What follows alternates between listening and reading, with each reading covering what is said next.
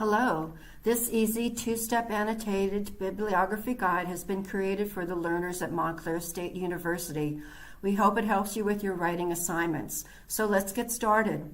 The basics of what this tutorial will go over are: what is the purpose of an annotation, what information should be included in an annotation, and how to properly format your bibliography.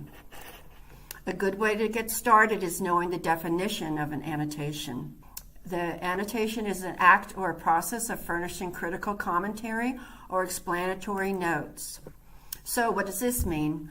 Well, you will read, hear, or observe a source. Then you summarize it either descriptively or critically. Therefore, an annotated bibliography includes a description and or analysis of each of your resources. So, step number 1, gathering your source citations. By now in your research project, you have probably already collected your sources, but did you capture their citations? A citation is the first element of an annotated bibliography. The above are the commonly used citation styles for the humanities and sciences. APA, or American Psychological Association, is usually used for the social sciences, while MLA, or Modern Language Association, is mostly used for English and literature. When selecting your citation style, always refer to the format your instructor specifies. In the library's databases and in Google Scholar, the citations are given for any of the articles, images, or audio files. While these citations usually have the correct information, some of them are not precisely formatted. Please refer to the style manuals held in the library's reference collection for specific instructions, or you may use the library's online Citing Sources research guide for helpful information about citation formats. So now you have your citations listed. But for MLA style, we call this list works cited. For APA, refer to this list as references. All entries are in alphabetical order by author or organization, and if there is no author, then listed by title. Double space everything and use hanging indents in all but the first line of each citation. If you don't know how to make your entire page formatted with hanging indents, here are some helpful instructions from different word processing applications. Now on to step 2, writing the actual annotation. There are 2 basic forms of annotations. A descriptive or informative annotation summarizes the information in your source.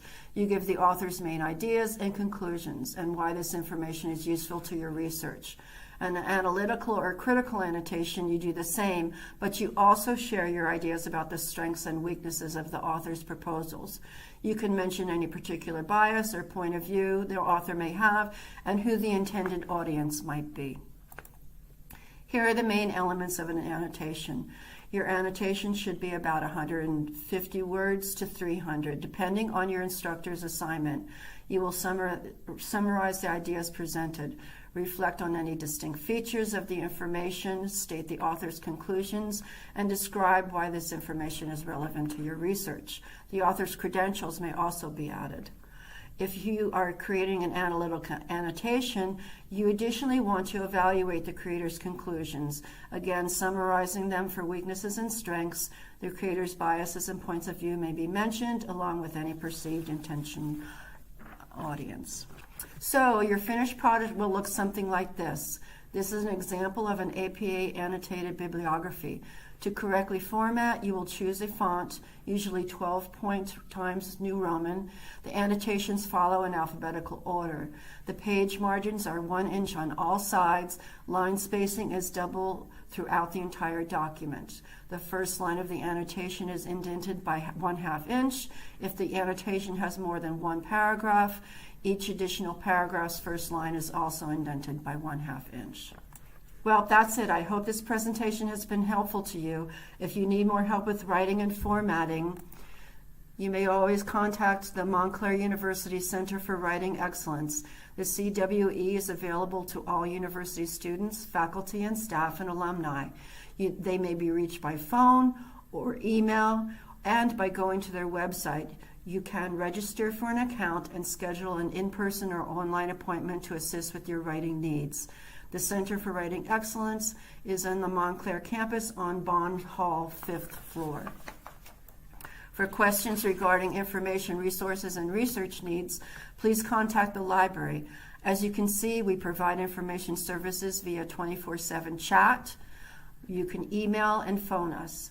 You may also make a reference appointment with a librarian for either of a one-person or online session. And thanks you for viewing and listening, and thanks for learning.